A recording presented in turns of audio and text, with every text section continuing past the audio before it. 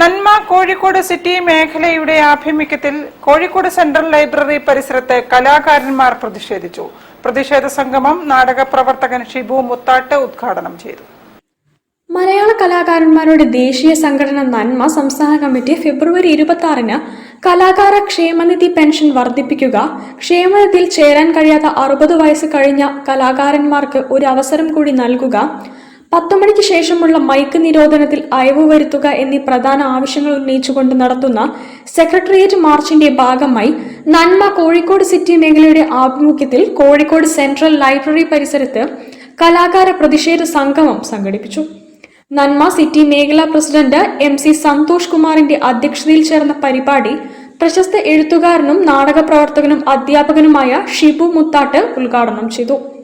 നന്മ സംസ്ഥാന president Wilson Samuel മുഖ്യപ്രഭാഷണം നടത്തി. അഡ്വക്കേറ്റ് TPS ഉണ്ണി ആശംസകൾ അർപ്പിച്ചു. കവി CP പത്മചന്ദ്രൻ, സുധൻ വെങ്ങളം എന്നിവർ കവിതകൾ അവതരിപ്പിച്ചു. മേഖലാ സെക്രട്ടറി മുരളീധരൻ പറയഞ്ചേരി സ്വാഗതം പറഞ്ഞ ചടങ്ങിന് ജില്ലാ ഭാരവാഹികളായ വിജയൻ കോവൂർ, ഉണ്ണികൃഷ്ണൻ പുൽക്കൽ, ജയകാന്തി, പ്രഭ വിജയമോഹൻ, അഷ്റഫ് കണക്കശ്ശേരി, മുസ്തഫ, മധുകുമാർ, മമ്മൂട്ടി മാത്തോട്ടം തുടങ്ങിയവർ നേതൃത്വം കൊടുത്തു. News bureau, Kozhikode.